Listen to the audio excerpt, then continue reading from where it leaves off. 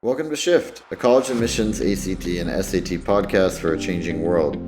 I'm Tyler, the founder of Achievable, and we have an affordable ACT course that includes everything you need to ace your ACT. A full textbook, tons of questions backed by our memory-enhancing algorithm, videos on key topics, a built-in study planner, and full-length practice exams.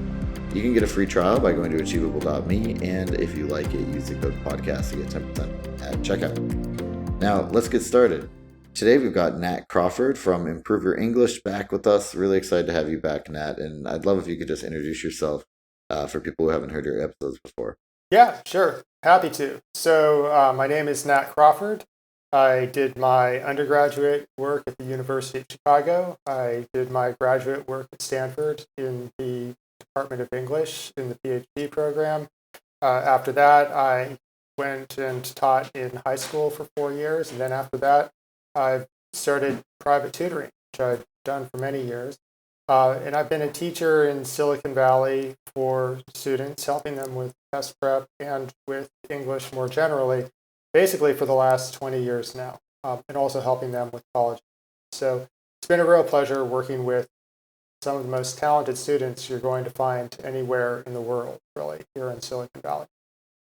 Yeah, exactly. There's some Silicon Valley college admissions universe is so competitive. And so today we're going to be talking about in the college admissions world, one of the bigger things that happened in the last year was that it was the release of the new digital SAT. Mhm. So just for, first and foremost, kind of how do you feel like that's been going?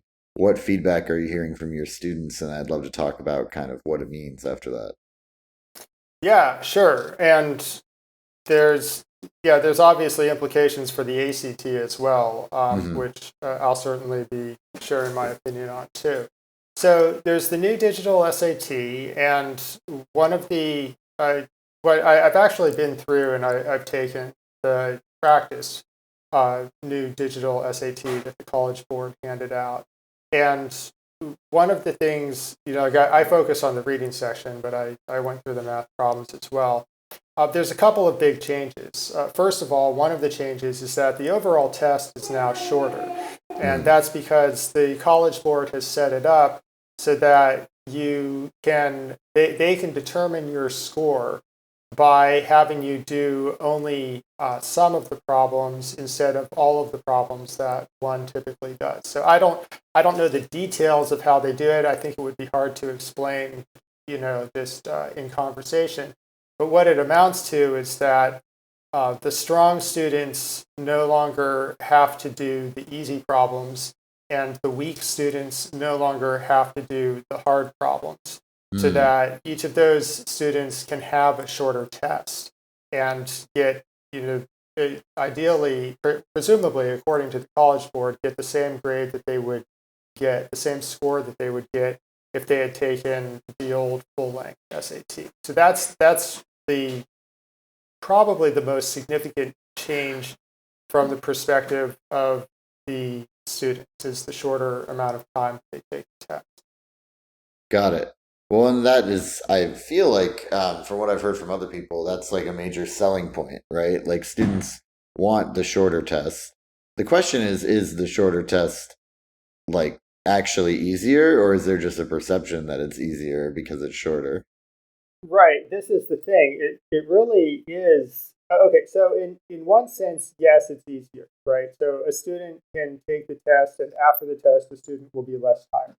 So Right. maybe the student will actually be able to do some additional work after taking the test. Whereas in the past, if a kid took the SAT, he would probably, it was this 4 hour affair. There was a handwritten essay, and the kid would just be wiped out for the rest of the day.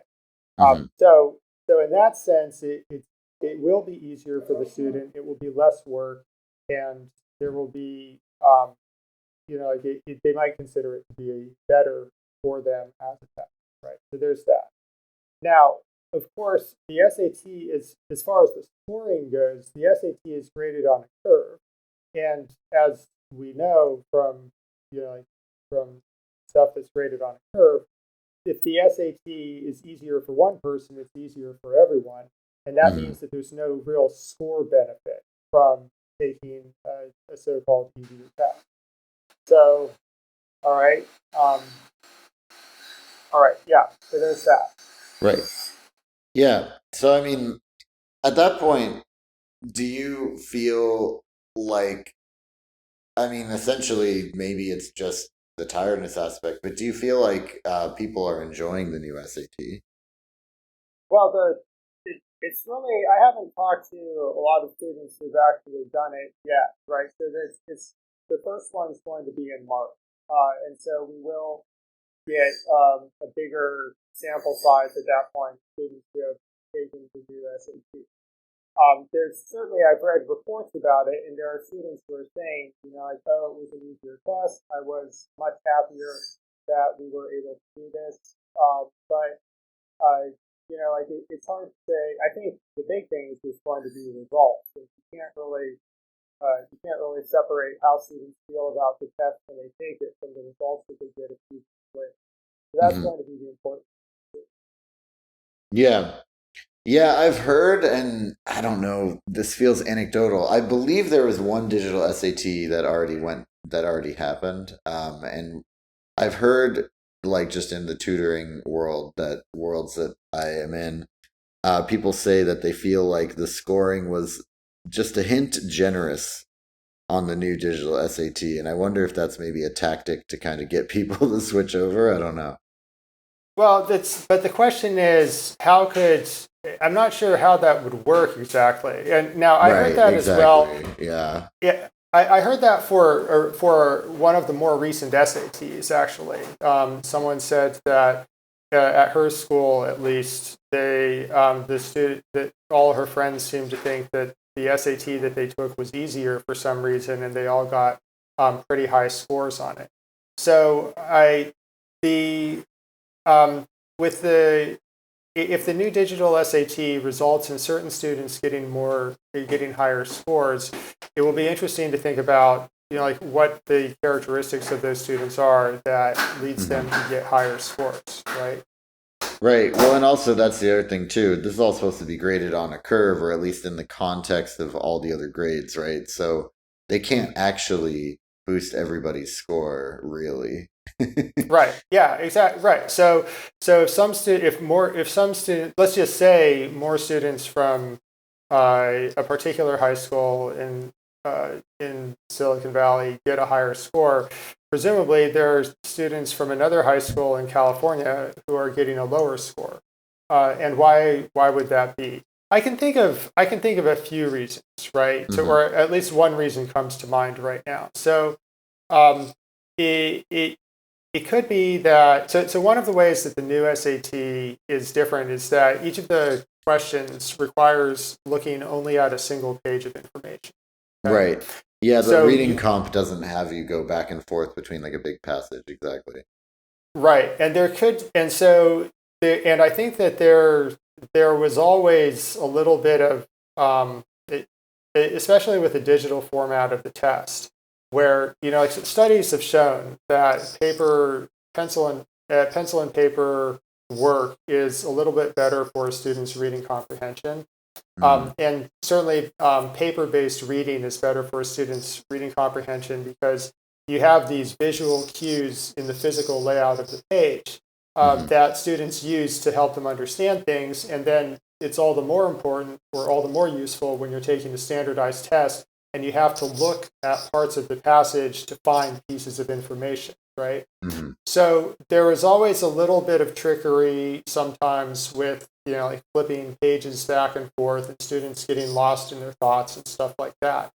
With the new test, if the material is just all on one page, it could be that will be easier for some students and maybe just as hard for other students as flipping pages back and forth. So so that students who were performing worse continue to perform worse, but then there's a set of students that just does better because of the single page format. That's a thought that comes to mind, but it really seems it's a bit of a surprise to me as a teacher. Hmm. So I would it's pure speculation at this point, and I would like to see like just more information before I. Yeah, and speaking of speculation, I've heard another speculation about sort of there's this idea, like you said, that the test is easier amongst students right now. I feel like, or I mean, and this is I'm kind of parroting what other people have said, but the thought behind that is that the everybody thinks it's easier basically because the students that would normally think it's hard are getting the easier questions, right? Because it's an adaptive test now. So Mhm. if you are a worse test taker, let's say, and then you get, the second section is the easier questions because you didn't do so well in the first one, then you Mhm. go and you do well on that second section, you'll think the test is easier overall. Well, yeah, there's certainly that as well. But then, um, why are not the students who take the harder questions reporting that the test is harder? Hmm. That's it. So okay, so that would depend on the types of students that a particular tutor is helping out, I suppose. But yeah, Right. I could see that, right? I could that also makes sense as an explanation for sure. Hmm. Yeah. So then, kind of, what do you make of all this? Like, what is reading the tea leaves? Like, what do you think is going to happen next? In terms of what the College Board does with the SAT, or how colleges respond to the new SAT, or there's I guess a few directions we could go here.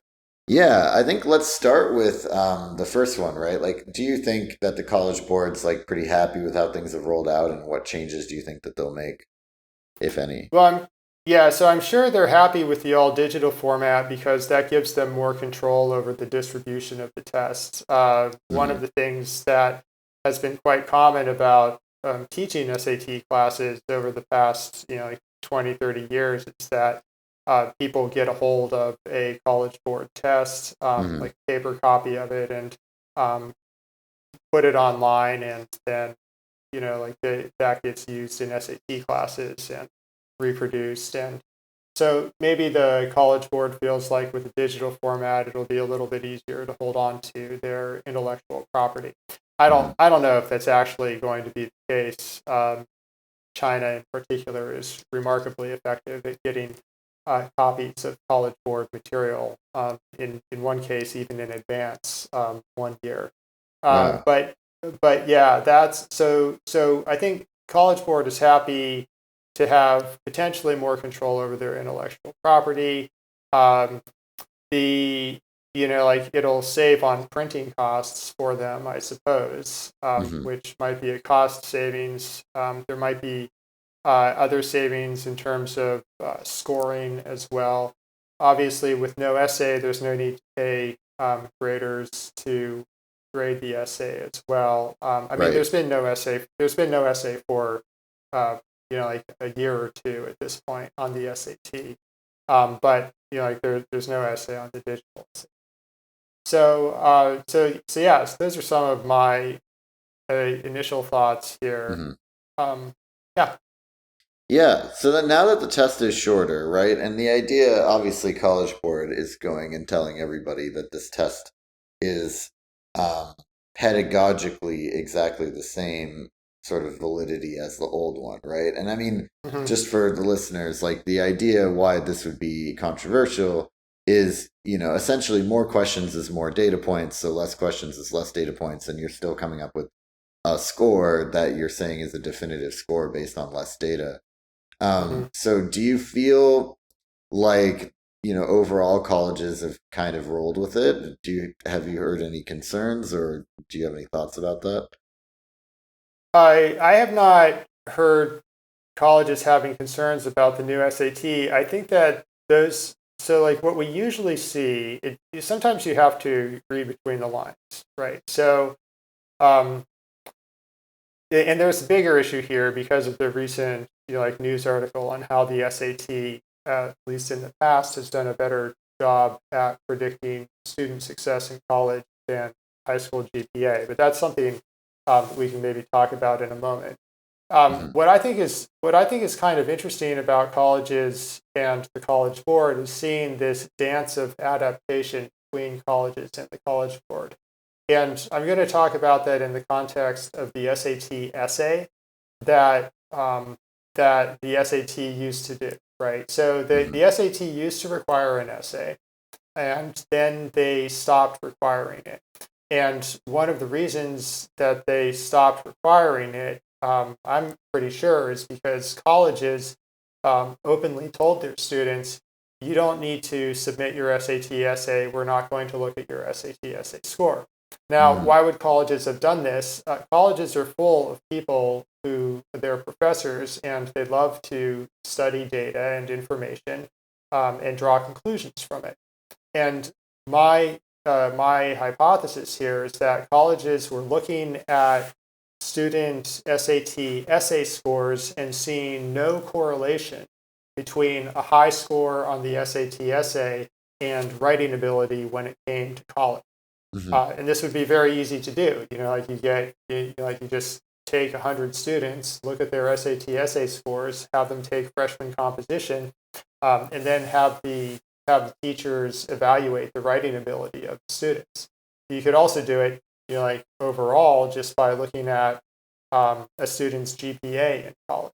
Like Mhm. do students who score high on the SAT essay have a higher GPA or not?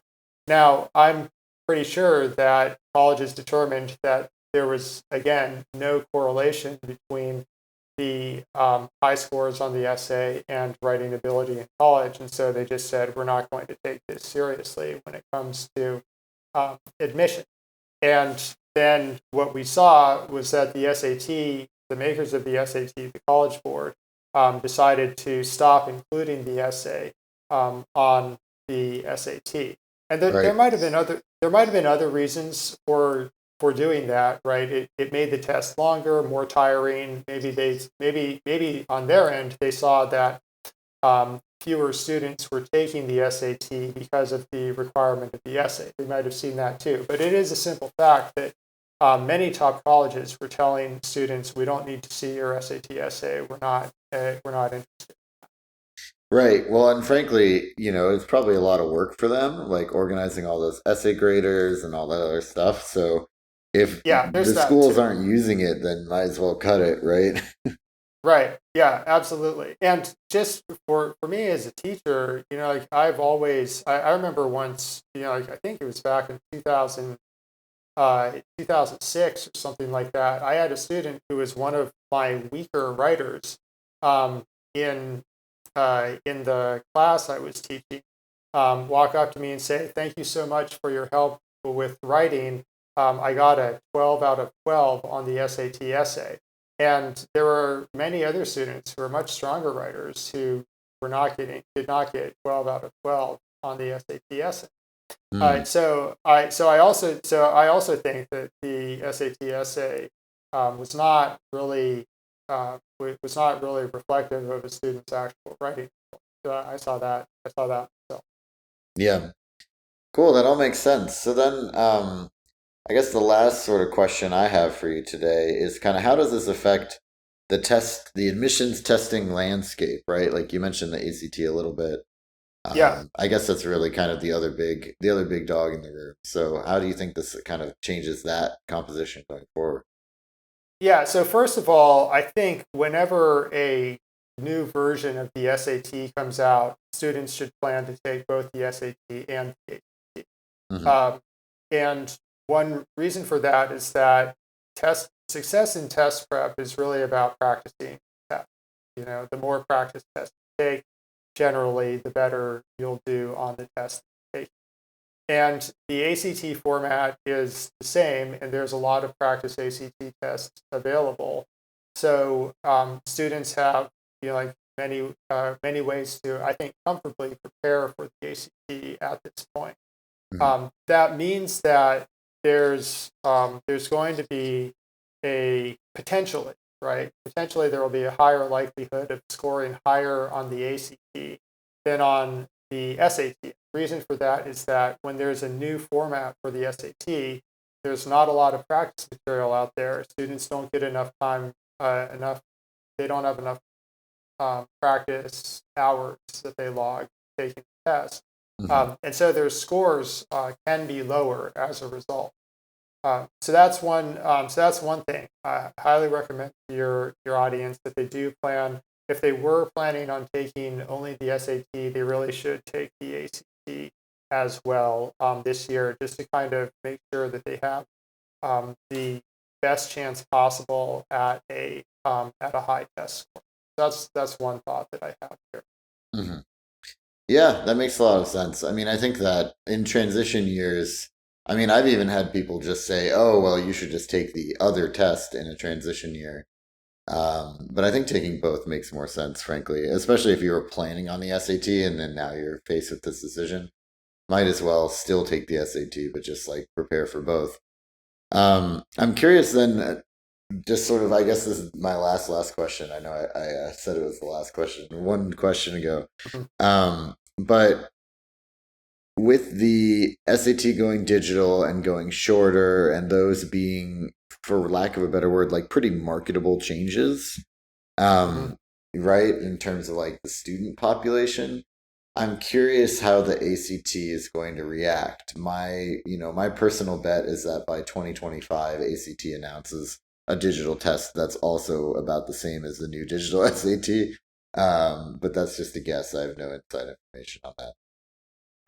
Right. Yeah, I think that's a pretty good guess. I mean, if you have money to put on a bet, then a small wager on that would probably be a good use of that money. I don't know if find a prop bet for it. Yeah. Yeah, I don't know if anyone would really be willing to bet against you on that. So yeah, I would say that's probably likely here at this point. I want to toss in one more plug for practicing for the SAT as well. I just want to remind people that the PSAT is made by the College Board, and that's the test that all high school juniors take as part of the National Merit Scholar competition. So if you think you have a shot at being in the top 2% of your state for the PSAT, then you definitely do want to do some SAT practice as well. Obviously, it's only 2% of kids. Maybe the top 5% have a shot at being in the top 2%, right? So we're talking about 1 in 20 students in this category here. But if you've got a shot, it's worth it because national merit status is nothing to scoff at. I and several of my friends were national merit scholars when we were in high school, and I do think it made a difference in our college application. And the money was nice too. Yeah.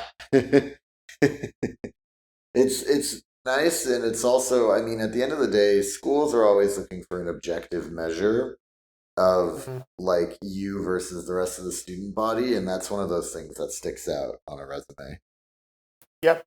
Yeah, absolutely. So both. I again, just to go back to something we were saying earlier, highly recommend prepping for both tests, especially if you're one of the top students. Great. Any other thoughts before we wrap this up? No, I think we covered a lot of the stuff that I had to say about the changes to the new SAT, and I'm looking forward to seeing what the results are of these changes as well. It's kind of an exciting time to be working with students on test prep. Great.